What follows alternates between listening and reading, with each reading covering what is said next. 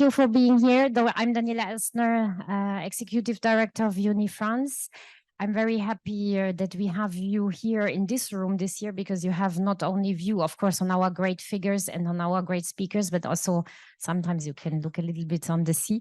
For all those who come with us, you might on Zoom, because we decided last year that we would go on Zoom at the same time, so that we can give the opportunity to journalists from all over the world who cannot come to our rendezvous in Biarritz to be with us today. So to all of those, to all the ones who are on Zoom, you can of course ask your questions as you might be used to now through the Zoom, and we will try to answer. Well, what to say, Unifrance, you know, last year it was our first edition of Unifrance together after the merger, cinema and TV. Now we are very used to it already. Our teams are used to it. It's really a pleasure to work all together. So I want to take the opportunity still to thank the team, because we have a great team also that we can make this happen today. I would like to thank the CNC who is with us today. Of course, also our partners from the Minister of European and Foreign Affairs and the ProCirep. Sarah, I think you will also thank, of course, Randall, because Randall is not only a very important salesperson, but he's also very important to us, because he is one of the, I think, the vice president of our commission at Unifrance for the distributors. And it's very important. You might know that Unifrance is an association, and we need our members daily.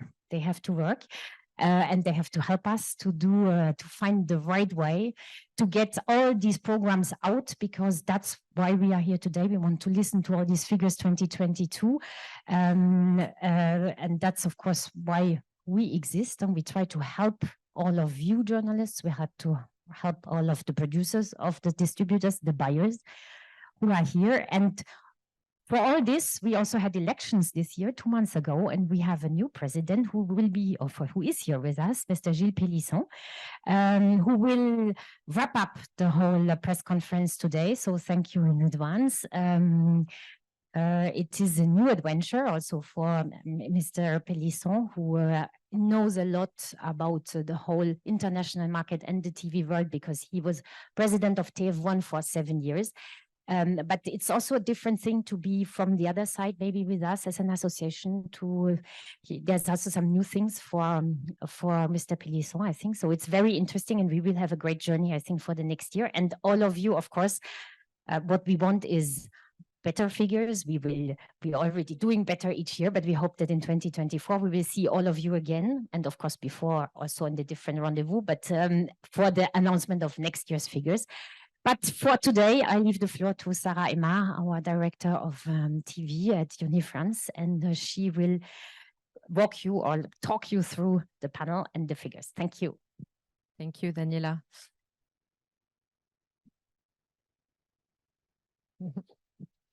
Well, thank you for all coming. We are very happy to have you here, all of you. I think it's one of the biggest rooms we have ever had. So we will walk through the last study of the 2022 figures, and we will start with Cécile, and then I will continue, and then we will have feedback from the ground by Randall as a distributor working every day in making those figures. So Cécile, on to you. Thank you, Sarah.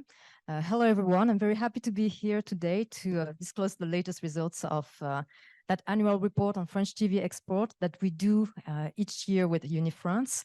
So maybe just a few reminders, because those results refer to the year 2022. So we need to remember that we were still in a phase of transition in 2022, slowly getting out of COVID-19. Can you activate the PowerPoint, please?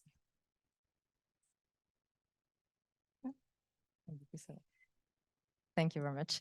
So as I was saying, we were just getting out of COVID-19 last year, with the consequences beginning to recede mostly in the second half of the year, with the resumption of physical markets, business travel.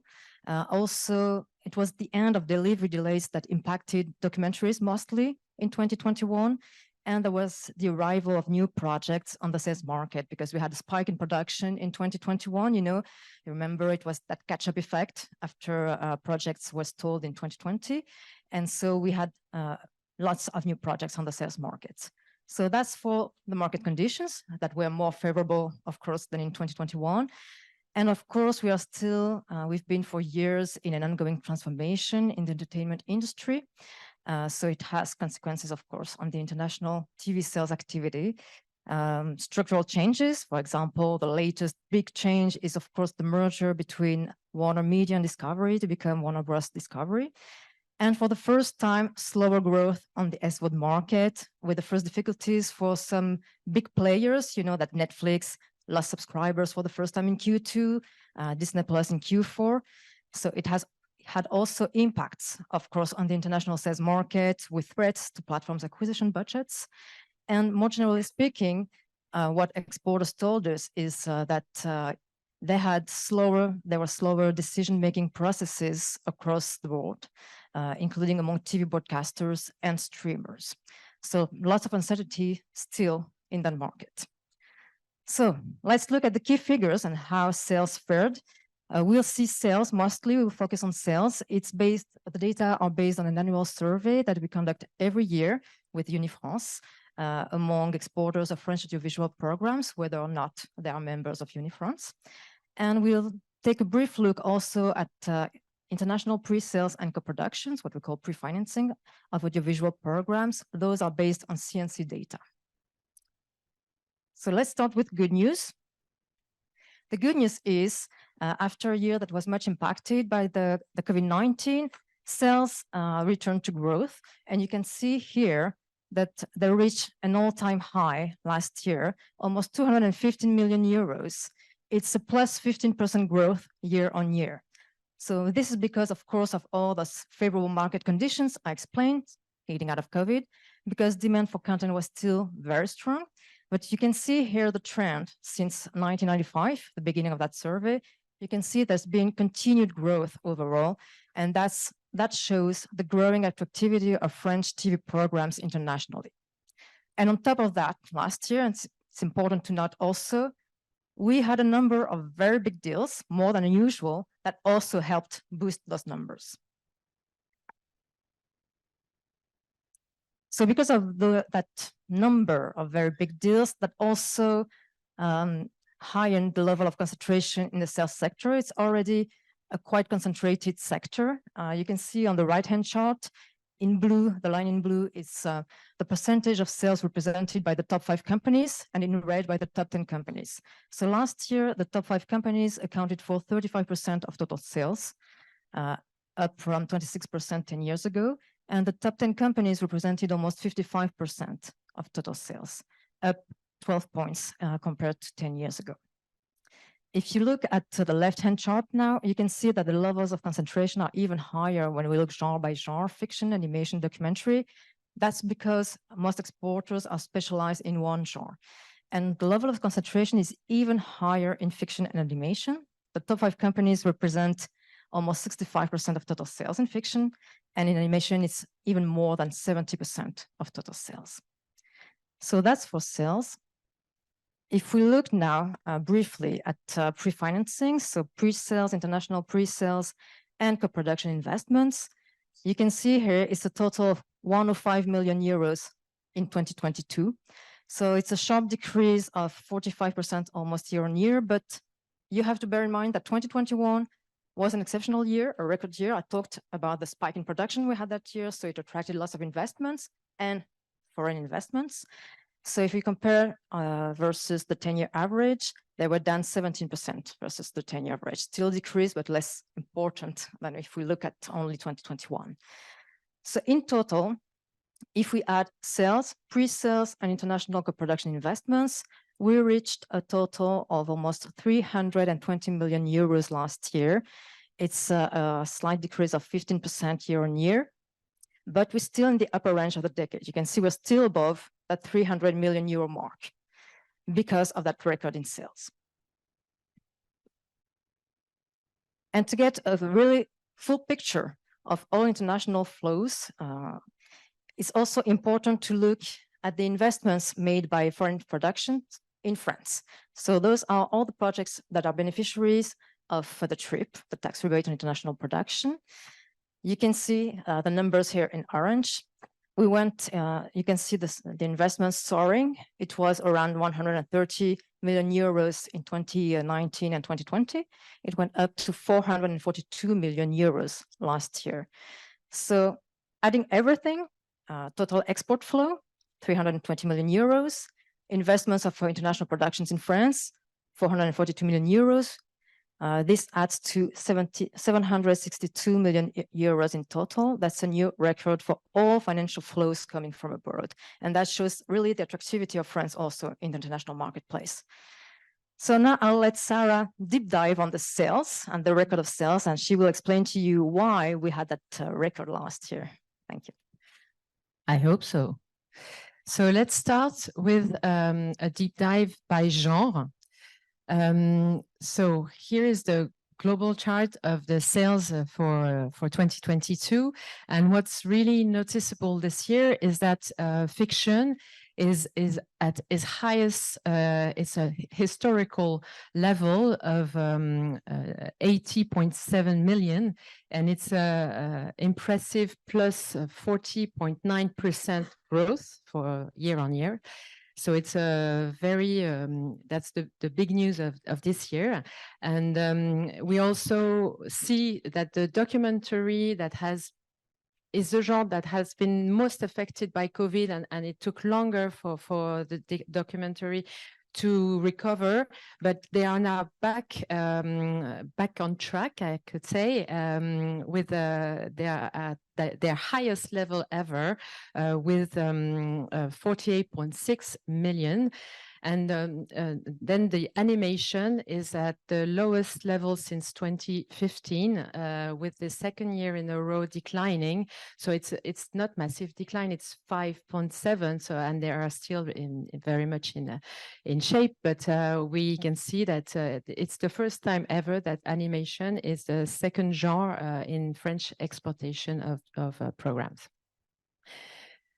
So, as we say, as I said previously, we can see here that the market share for a fiction is the first one with 37.6% in total sale. Animation is now 26.8%, which is much above the decade moyenne, you know. Average for the decade, which is 34.8%. So, and as far as fiction is concerned, they are much higher because they are 10 points above the average for the decade. Documentary is on par for the 10 years with 22.6% market share. And just to mention them, because it's important also, the French formats are a bit down, down of 12.2%, but we still have strong IPs traveling the world like slam or mystery duos, and also the live shows and the music shows are continuing to decline, with almost 60% decline this year, with a total of 1.1 million euro, and it's the lowest level of the decade. So, how can we explain this great performance for fiction? I mean, we can explain because of the good work of the producer and obviously the good work of the distributor. And it's what we see that the sales, as Cécile was mentioning, there are a lot of big deals this year that are mainly global deals, what we call worldwide sale, which are not only platforms, but mainly platforms, but we will come back to that.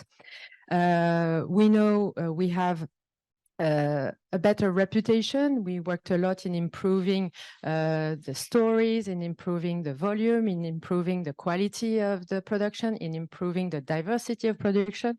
And what's interesting is to see that the example of performance for fiction, like HPE, which is a procedural, but a bit a surprising procedural kind of in which we are really strong, but also Cher Tendre, who's translated. I'm not sure about the English title, so I will check that, which has been sold to About Sasha. Thank you. Has been sold to 111 countries. So, and it's a very different kind of fiction for French fiction. So we are happy to have this diversity. Of course, Western Europe remains our biggest territory. We will come back to that, but it's interesting to see that the United Kingdom is now the first market for French fiction, which is something we were not really accustomed to. So that's for fiction. So talking about animation sales. So of course, it's declining, but still there's a lot of French fiction still traveling, and you will see when we come back to the territorial split, it's still a genre that really helped the French TV programs traveling around the world. It's a very cyclic also industry, so we are at the bottom of the cycle, and we have big assets. We to be optimistic for the future. We know that all the French producers and distributors work hard in diversifying, for instance, the kind of production we provide to the world. We are very strong in preschool, but you are developing a lot in other kind of target groups. So for instance, we've put Droners, which is targeting the 6 to 10 age, so an older target. We know that there is a lot of development going on for young adults animation, which the platform has really helped push through, and we still have to go there strongly, but to share positive figure about animation, the USA market share this year is that its highest level of 24.8%, and there's a recovery on the Chinese market, and we know all the players there. So the Tencent, the Youku has bought Bradzen, Simon, and it's still a key market, and we are happy that we will be able to work again, because it's been very difficult during the COVID time, especially with this area, obviously. So documentary now. Documentary has suffered a lot, the COVID aftermath. There's been a delay in production and also in post-production. And this year, we're happy to say that they are back, and they are at their highest level with 48.6 million. It's plus 32.1 growth. So it's above the record of 2020. And we are doing that, maintaining this diversity of projects, in history,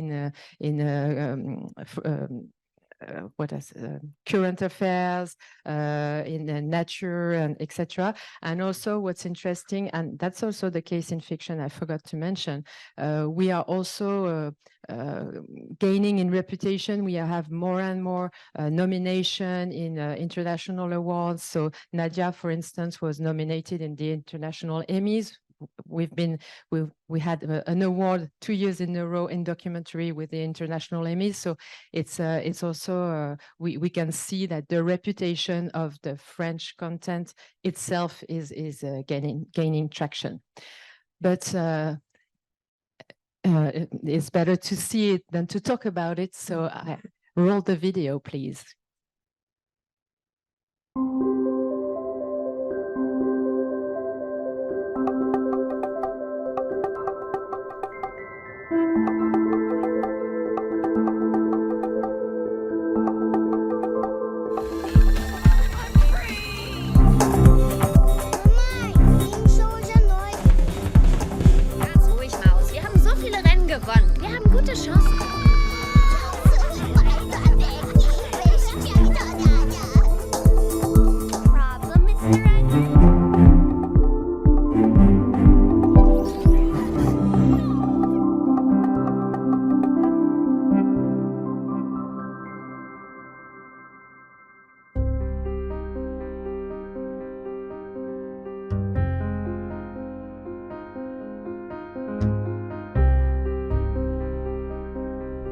Good morning. Sorry for the early call. We were recently informed of a satellite. Maria Grazia Curie isn't convinced by the volume. They take notes, cut and pin.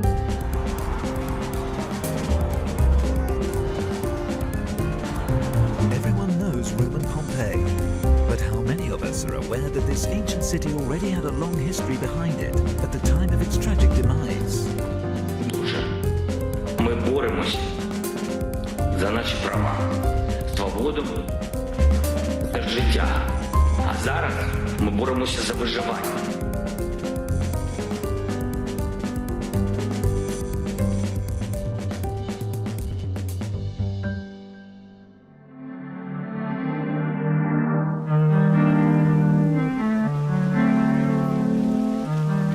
Thaïs, je te laisse encore une petite demi-heure, d'accord? His wife is terrifying. Welcome to my life.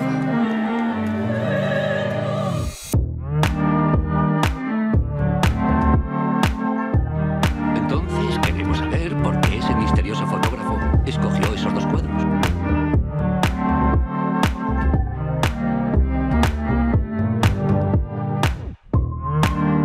Tomà mi ha detto che sei andato all'officina di Julien ieri. Je sais que t'as un secret. Je sens que t'as vécu un truc fort. Attends, mais t'en as pas marre de faire des drames pour rien? Non, pas de moi, ok? J'ai vu qu'elle est vivante. On est en 2025. 98.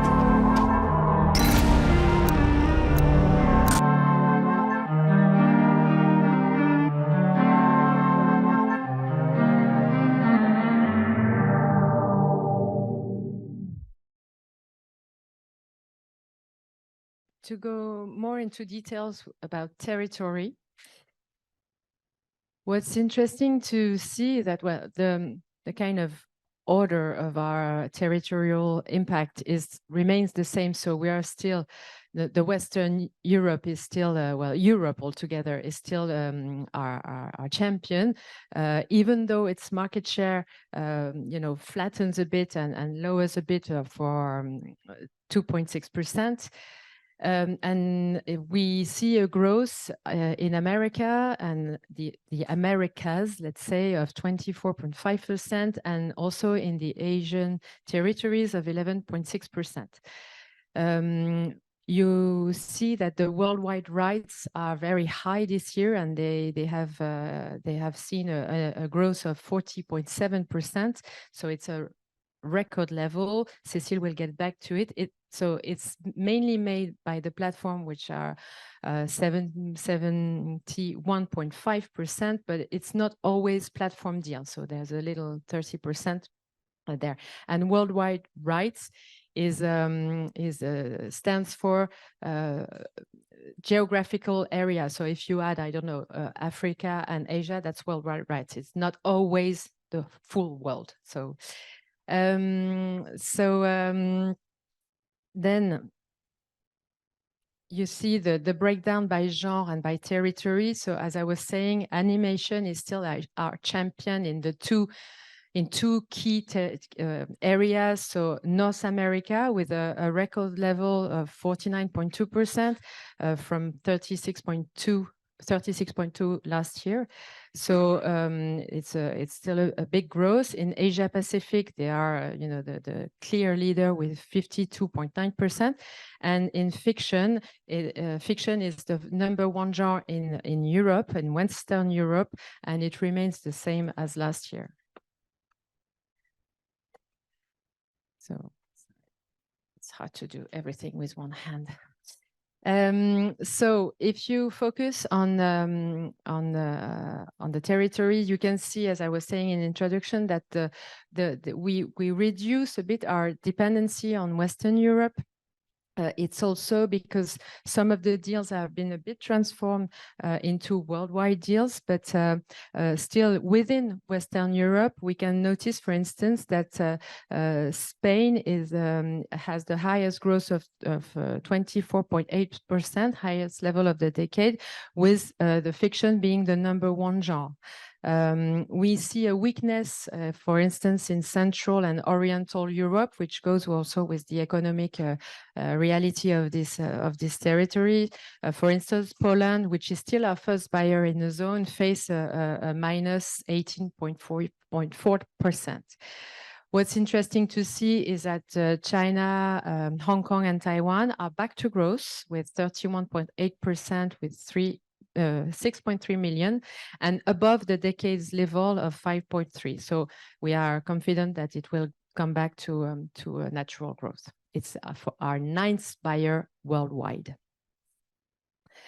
And also one of the scoop of the year is that our first country of buyers are the United States. So it's the first time ever that it happens. And it's also made by exceptional deals that Cécile mentioned in the start of the presentation. So animation is the first genre there, and it's a growth of 61% in sales. Fiction also have faced a major growth of 25% due to local platform, but also exceptional deals with network. And also we have to keep in mind that, and you were just talking to me about that US also stands for the Hispanic community. And we are quite low in the LATAM areas, but maybe some of this turnover is made in the United States, and we know that, for instance, some format, the adaptation of Call My Agent made by Eva Longoria was bought in the US, but to be spread across the whole Hispanic zone. So that's also to be taken in account. So Germany, who used to be our number 1 buyer, is now 2nd, and then UK and Ireland is on the 3rd place of the podium. So let's go more into detail with the platform and the worldwide rights. So Sarah talked about it already, but yes, there was a huge rebound in worldwide rights, as she explained, up to 8 million euros after 3 years of stability, just above the 40 million euro mark, as you can see here. And what was interesting is that the top beneficiary genre was fiction for the first time. Usually it's animation again. As Sarah explained, when we talk about worldwide rights, it can also be deals with TV networks that are present in different territories over the world. And here last year, it was still 72% of total sales, worldwide rights sales, that were for video on demand. And what was interesting here is the growing importance of AVOD. AVOD last year, it represented 21% of worldwide rights, which represents over 12 million euros for AVOD. So it's beginning to become a significant revenue stream for exporters of French TV programs. And we talked about it. There were a number of very big deals with SVOD platforms such as Paramount+, Netflix, of course. But when we talked with exporters, because we have also interviews to better understand the results in June and July, those are starting to be the exception now, because as you know, streamers are beginning to rationalize their investments. So either they focus more on local production or they will target more their acquisitions for a limited number of territories and not buy rights for all territories.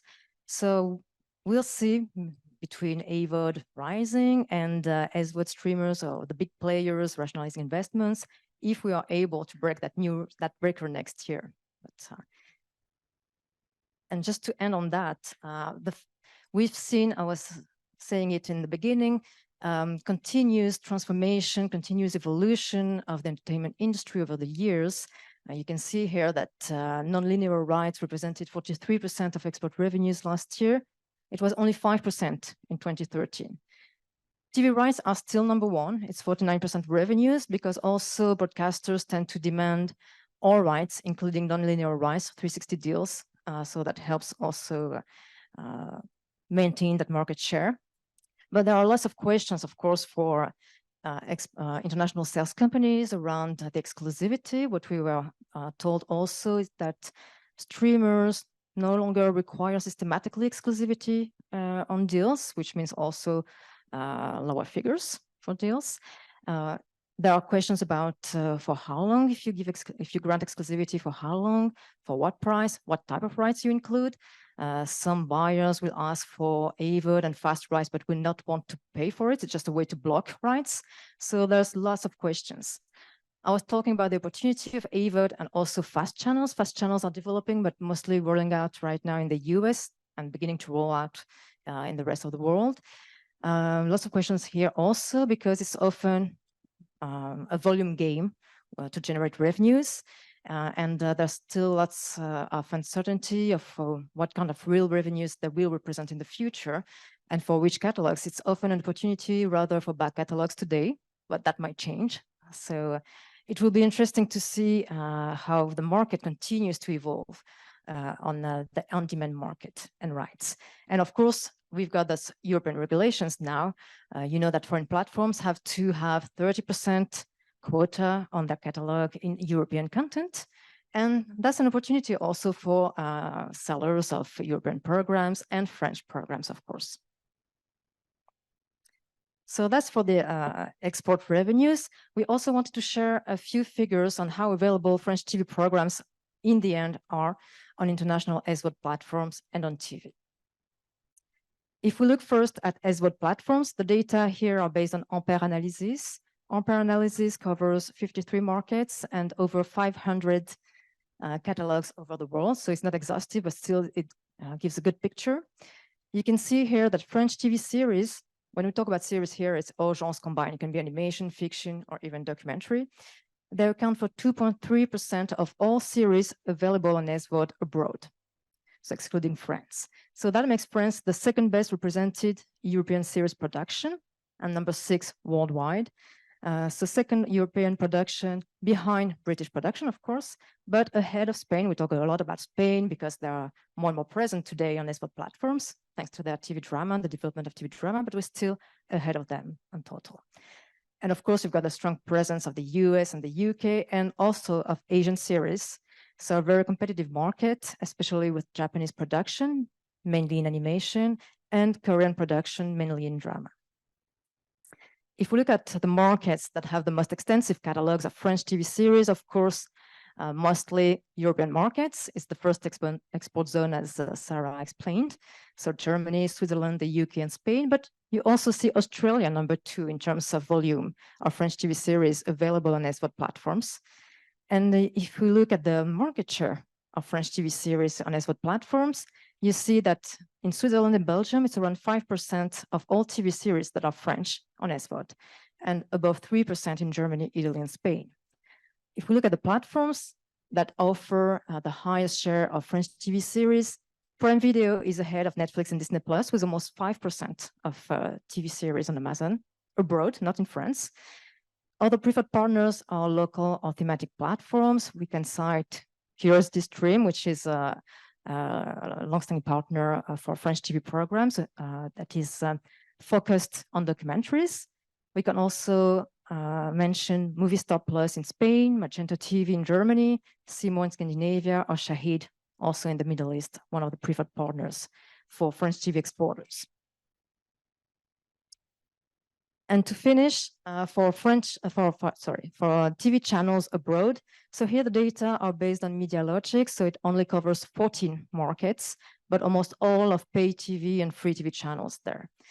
And you can see here in red is the market share of French programming in the programming of those TV channels abroad. It's around 7% in Italy. 7% of programming of TV channels in Italy are French programming, 6% in Poland and Sweden. Especially in animation, we enjoy a very high visibility, and that's because usually animation is the #1 export genre.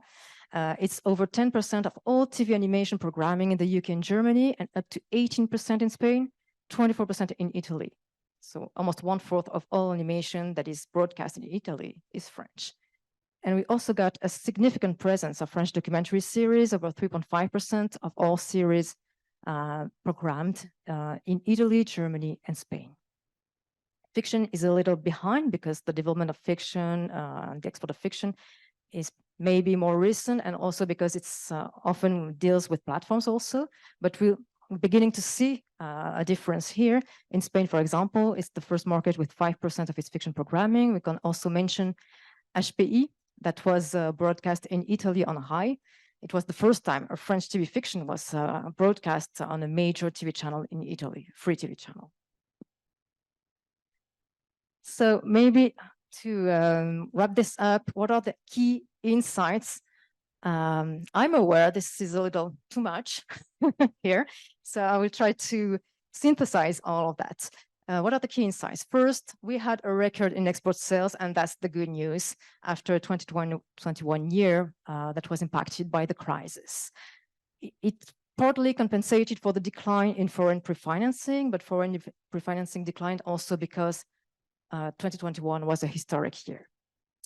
That record sales, it's because of favorable market conditions, the growing attractivity of French TV programs, and that number of deals, very big deals that were made, especially with platforms that were more numerous than usual.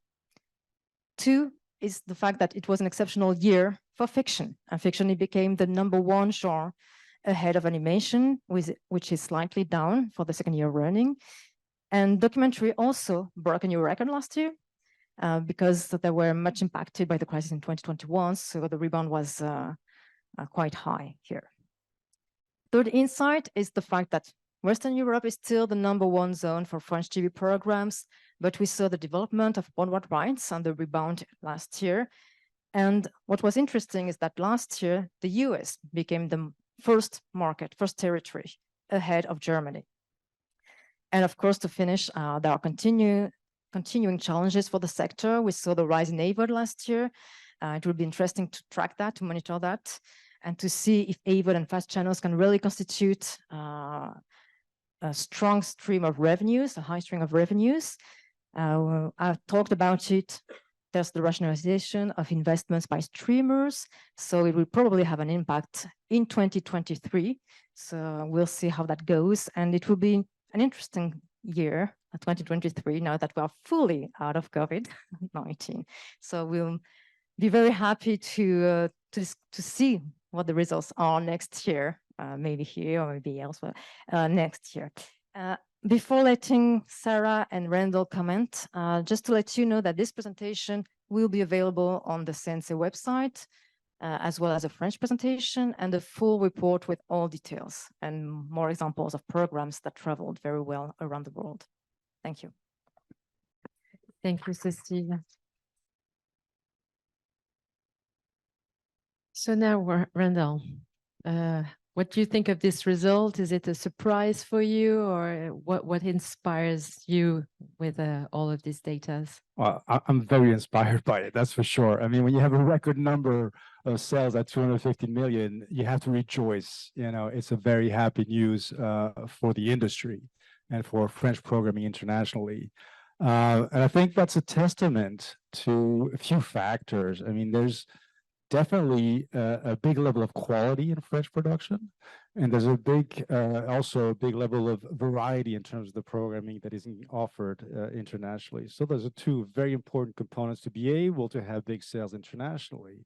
And I think also a third factor for me, and certainly on the scripted side where I come from, fiction side, sorry, that was in the presentation as fiction, is also creating French programming that resonates internationally.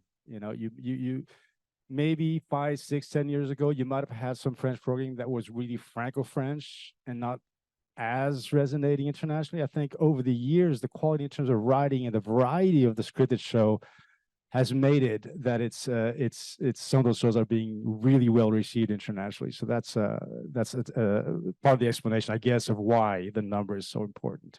But as in everything, the devil is in the detail. When you look at the scripted side, the fiction side, with an increase of 40% for the previous year, that's not normal, let's face it. And it's not like on the documentary side where there was a COVID effect and you have a rebound. There's no suffering from COVID really on the scripted side. We didn't really lose the business so much. So that doesn't explain it. It's really, as the presentation showed us, it's the perfect storm for fiction in some ways, although storm is a bit too dramatic a term, but anyway, because you have the fact that in 2022, a lot of big worldwide deals were closed by some of the companies. So that brings a lot of revenue. You have huge successes on certain types of shows, but not only on, well, you can talk about procedural, you talk about HPI, which I learned is HIP in English. So that is a huge success in terms of procedural shows that really resonates internationally. I spoke to the producer of HPI just a few days ago, and it's true, when they wrote that show, they wrote it thinking about American shows, and they did it really in an American way, and that's why suddenly, boom. But there's not only HPI. Of course, that's stratospheric when we talk about procedural shows, but there's a lot of other ones. There is Captain Malo, there is Tandem, there's Mismatch, there's plenty of others that work well also, and certainly in markets where procedural shows are big, which is like Italy and Spain, for example. And again, as you were saying earlier, the variety. You know, when you talk about scripted or documentary, certainly, and animation is you know, you try to cater to different audiences. You know, it's not only, okay, let's do a procedural show and that's for a certain demographic. You also have young adult shows like with About Sasha, was it? About Sasha. You have also YA shows. You have historical epic shows like Marie Antoinette. A whole variety of shows that also explain the success on the scripted side. And without forgetting, one last factor also is the format deals, the remake deals. I mean, you talk about Call My Agent, you talk about HPI once again, The Bureau. I mean, those are really shows that are perfect for remake as well. And if those remakes are successful around the world, that's going to come every year. There's going to be new seasons.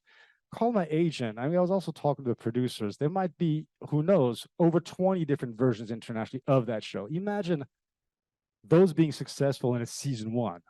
And you have season 2 and season 3. So that's maybe my optimistic side, but all that would bring revenue and a rosy future, I would say, on the scripted side.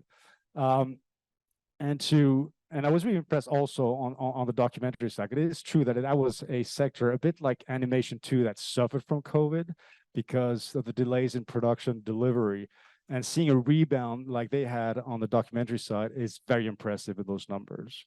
And also when I look at the shows that are being produced and are being sold, there's really, again, a whole lot of variety on the documentary side with the nature, science, you know, sort of the classic sort of genre, but also the topical subjects. I mean, you have quite a few documentaries that relate to the war in Ukraine. You have something on Zelensky. You have another one which was on the Wagner mercenary group, which was a very interesting one also, and different other current affairs or topical subjects that really resonate internationally. So I think the documentaries have done an extraordinary job rebounding from COVID, and I think the future will be quite rosy for them as well. Then you come to animation, and okay, you talk about the decline over the last few years of animation, but it is, as you say, about 2 years, but let's face it, they were killing us. They were at the top, you know, and they'll dominate once again in the future, who knows? And we're at the top, you know, of course you might go down a little bit, but it's not going down because there's a lack of production, or, well, there's a lack of production due to COVID in certain aspects, but it's really just a cyclical issue here. You had the COVID and the length it takes in animation. I've learned that over the last few days by talking to some of my colleagues in the animation business. It takes a lot of time to put a production together, and therefore to start making those sales and have those numbers come in. And same thing on the catalog side, where you have cycles. You sell a show, a big IP that you resell all the time, but you might sell it for what, 4 or 5 years. You have to wait for that cycle to be over to sell it again. So there are really specific reasons why the numbers are slightly lower. But let's face it, you know, it's a kick-ass industry producing really quality shows. So I think looking at the future between animation, documentary, and scripted, it'll be an interesting fight of who's first this year, who's first, who's second, so on and so forth. So I'd be fairly optimistic. And also on the animation side, they have, to a certain degree, and this thing is going to be with scripted, suffer from the fact of you know, the big platforms commissioning less and being a bit cautious right now because they have their own problems. Some pulled out, you know, some are saying, all right, maybe we won't do so many originals this year. It's just a natural being cautious because they expanded so much so quickly that they're just in a moment where they're pulling back a little. But that hopefully will come back and there will be recommissioning hopefully shows in the future. Yeah, and talking about the platform, how do you analyze this evolution of right? How do you, how does it impact your day-to-day life, and what do you see coming? Well, that's $1 million question. No pun intended. I don't know, to be honest. It's hard to say. I think that's, I mean, a big challenge, I would say, for the future, and maybe some of my colleagues will agree or disagree with me, is that the days of a Netflix or a Paramount or whoever saying, all right, this show that you're producing for whoever, I want worldwide rights for 5 years, and I'm going to send you $1 million per episode for it. That's not going to stay. It may happen for exceptional productions with maybe a star or a creative talent that resonates all over the world, and they might have worldwide rights. I think it's going to be rare. And so we're going to have to face that challenge one way or the other. So that's something to look forward to with concern. But there's always a silver lining, because the problem with, well, we'd rather have worldwide rights because immediately there's a big check. So obviously we prefer that. But at the same time, we already have complaints, and I'm head of a sales team, and I've been head of sales teams over the last 15 years in this business. They're quite happy because when you had worldwide rights, they didn't have nothing to sell because it was sold on Netflix in the original country. Okay, yeah, great. I'm going to have a show to sell now. So hopefully the sales teams around the world will find that enthusiasm and try to compensate somewhat from the loss of those worldwide rights. Okay, and now, so we are in September 2023. So we will be collecting the number next year. But how do you see the trends for the year? We're here to kickstart the end of the year. How is 2023 looking so far? Well, it's hard to tell because Q4 is a very important part of the year. We have Midcom coming, so ask me that question in January rather than now. I don't know. You will get the form. But I was just saying earlier about the problem with the platforms. We're feeling it definitely now. We're feeling it. I mean, I work at Mediawan, and we had shows that were evidently a worldwide rights show. People should have jumped on it for worldwide rights, and they didn't. They might take a market here or there, but we already knew that was a problem and that was gone. So, now we have a problem, Houston. So you're already feeling that. But at the same time, there is, again, a lot of quality out there and being sold. So I wouldn't be, in scripted, you cannot ask to do another 40% increase. That's not going to happen. I'd love to be surprised. Cécile, you come with those numbers in January, but I doubt that would happen. That's, again, the perfect storm. But I think it's hard to tell, but I think 2024 may be a bigger challenging year than 2023. But again, let's talk in January. Thank you. So now if you have questions in the room or on the Zoom, we're happy to take them.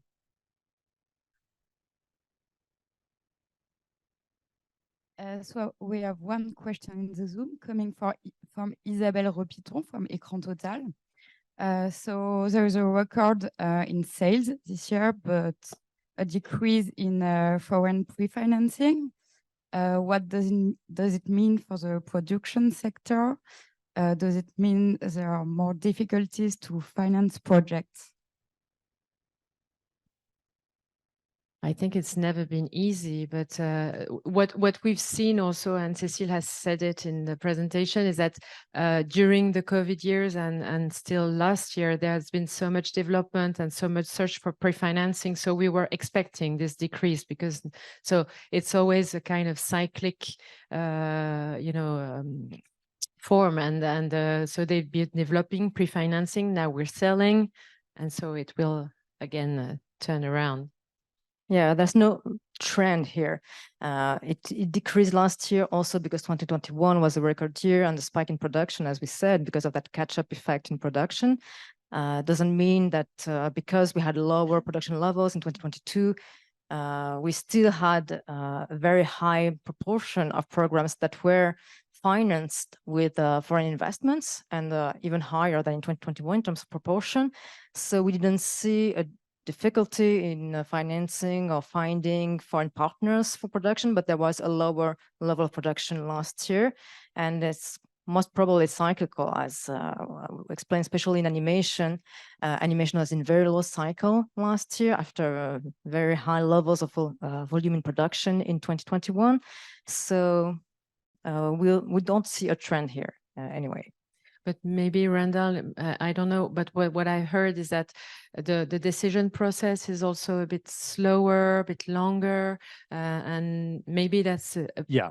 And it's certainly true, and it is affecting, I know, the documentary people, the animation people, and all of us pretty much, is that because there's a cautiousness, not only with the platform, but also with some linear established TV channels, it makes it longer. And the longer you wait for decision to be made, the longer is your green light for production, and then everything is delayed for the next year.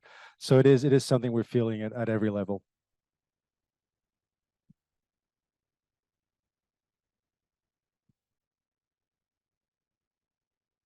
Non, mais c'est pour.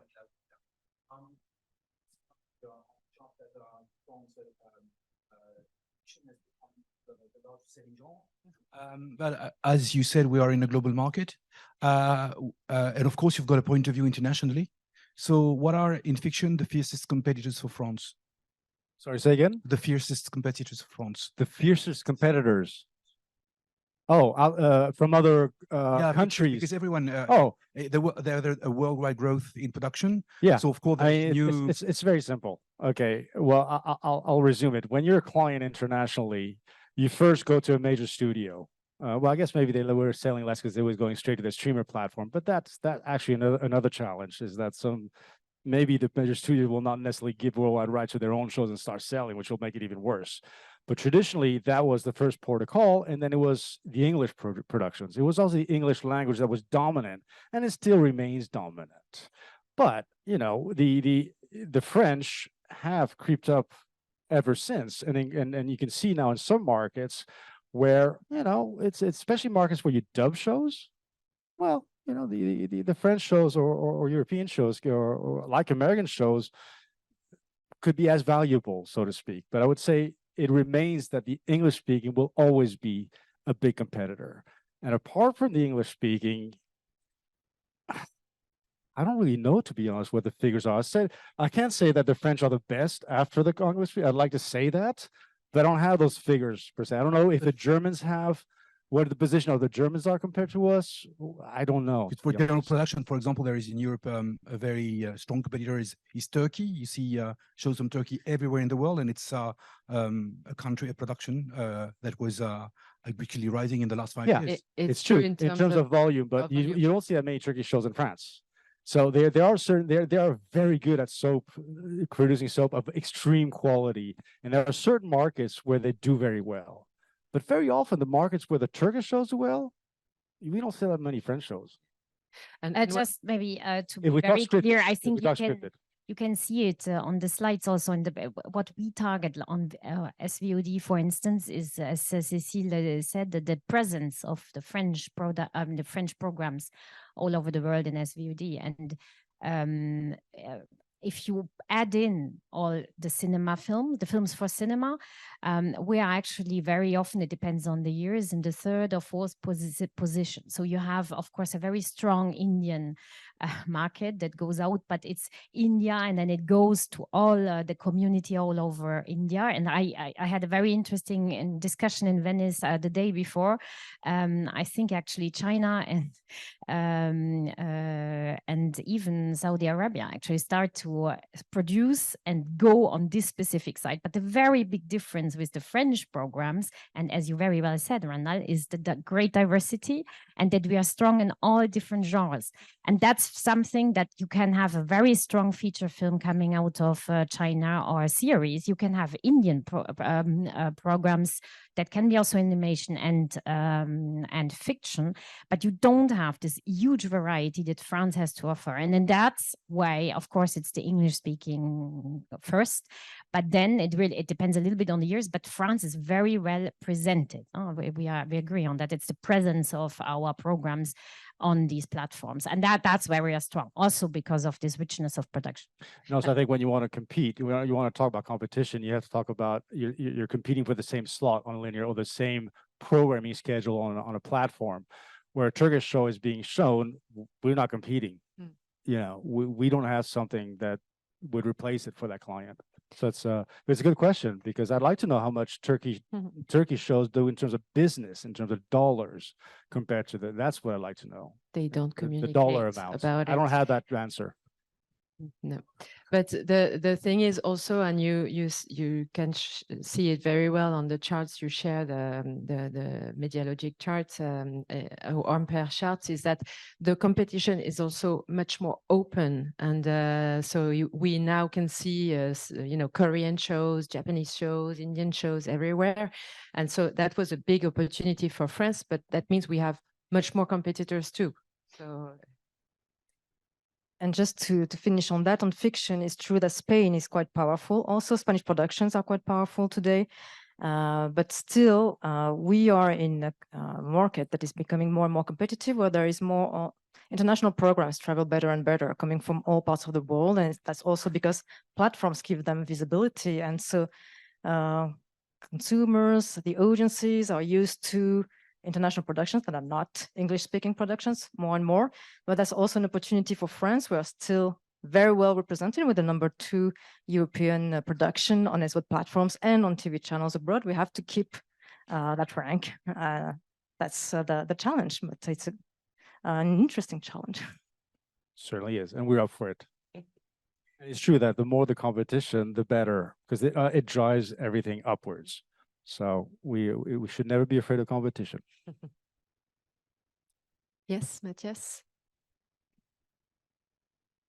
We need you to talk in the microphone for the Zoom people who are abroad. Matthias Ebert, Germany. What reasons do you see for the reduction of French exports to Germany at the moment, or last year?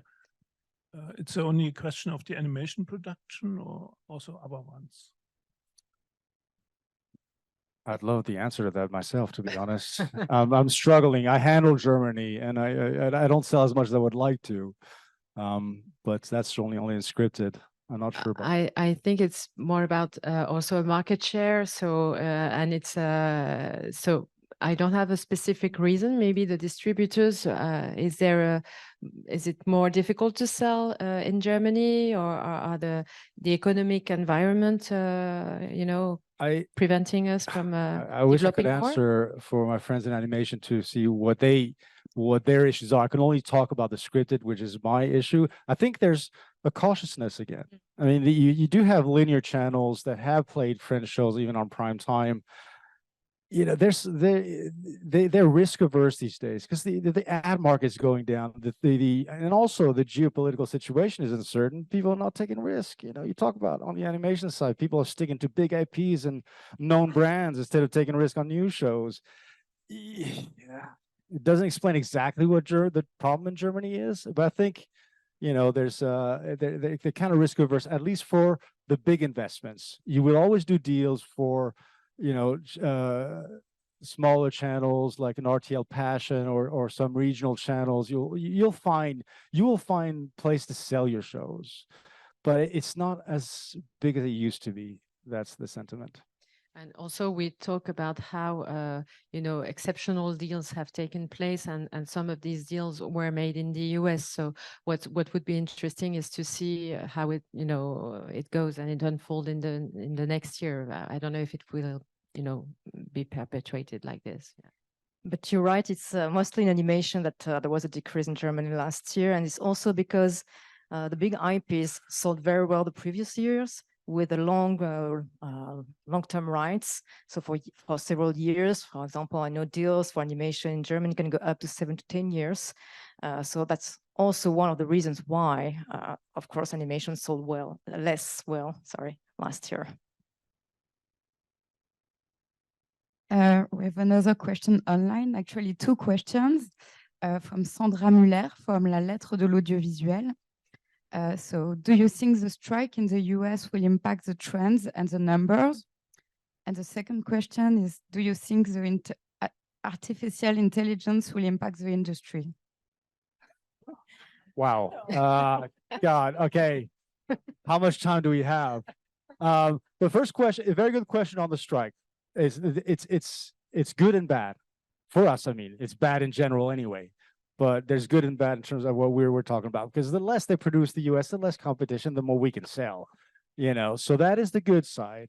The bad side is all of those formats you were talking about, the BO, the HPIs, the Call My Agents, well, they'll stop being produced in the US. So we might miss a year and an opportunity for that big money that comes from format sales. So there's good and bad, but in general, I don't think strike is a good thing. Even if we could take advantage of it, that's mean, but there you go. I hope that answers the question. AI, I don't know who wants to answer the AI question. Well, I would make a very generic answer. I mean, it will impact all of our lives, so I don't see how it will not impact in our industry. But to say how is, well, I wouldn't know. I mean, maybe. I think it's more of a production issue. I mean, and it's a very interesting question, and I hope there's no writers in the room here. But I had a producer, I'm not going to name the producer or the show, inside our company that tested AI for a script of a show. And I said, okay, I just gave him 5 snippets of what the story is about in this episode, and AI came back with basically 85% written. And so it only needed a rewrite to make the episode. Of course, so that's just a simple episodic show. It's not about a movie or 6-hour miniseries that will be elaborate. I don't know. So I think certainly on the writing side, it's got to have an impact. And that's why they're striking in the US, by the way. That's one of the reasons why they're striking in the US. In terms of the sales side, I don't see AI changing my job.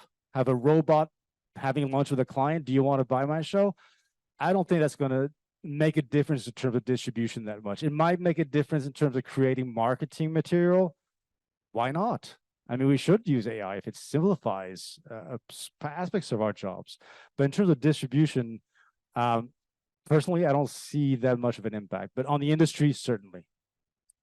But I'm quite confident you cannot program creativity, altogether. So you have to keep an element of surprise, and that's only human. So, okay, so I think we're done now. So, yeah.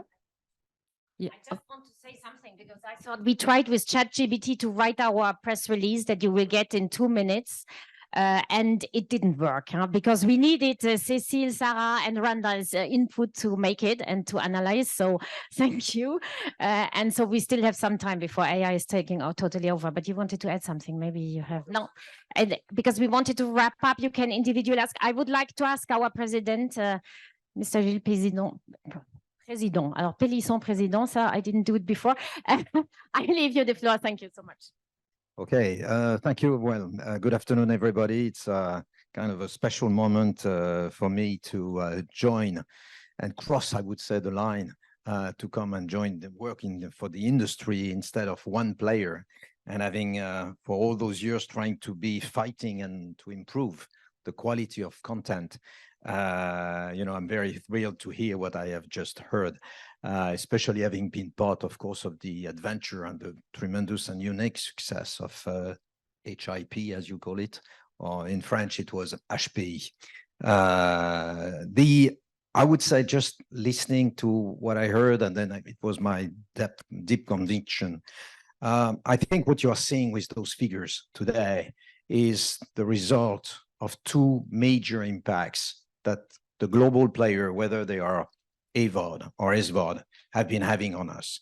The first one, it has been mentioned, is this enhanced, the facilitated way of looking and watching what I would call cross-border programs. And, they have taught us to be agnostic. And yes, we love French programs in France, yet we are now watching all kinds of programs that our parents or grandparents never had any ideas that we could be watching one day. So making this acceptability higher than ever for each national market is, certainly, a treasure that we didn't have 5 years ago or 10 years ago. The second thing is the high quality and high investment. By putting so much money on the table, global players, platforms, streamers have obliged local, players such as TV channels, but all of them, from France Télévisions to, TF1, M6, or Canal Plus, when you speak about the French, to just raise our game. We have to put more money on the table. And at the end, if you put more money on the table, hopefully you will see it on the screen, hopefully. But, it happens. It happens. So there are more high quality show, I think, coming out. And, in the past 52 minutes episode was in France, less than €1 million.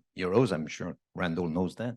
Now you're talking 2-3 million possibilities. So you are far away from maybe the $10 million of a Game of Thrones, but yet we are coming into that direction. And at the end of the day, it is higher quality content.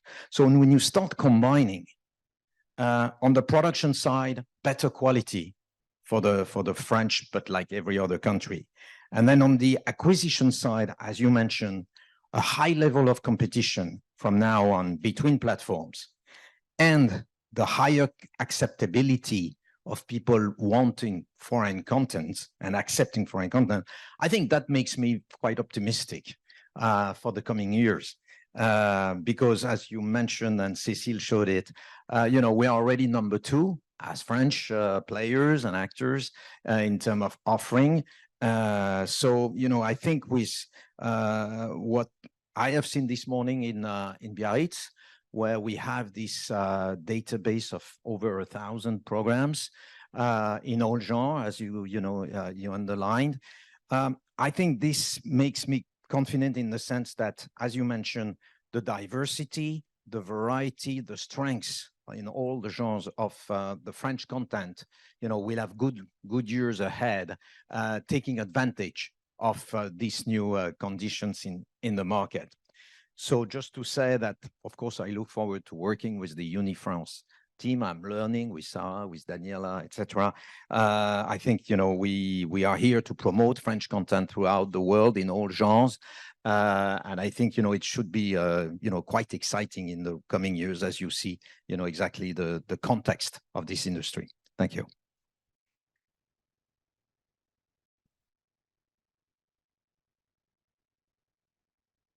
Thank you, everyone, for coming. And as Cécile was mentioning, you will find all the publication on the CNC website, and you can even catch up this press conference on our YouTube channel of Unifrance. And I see you soon around. Bye-bye.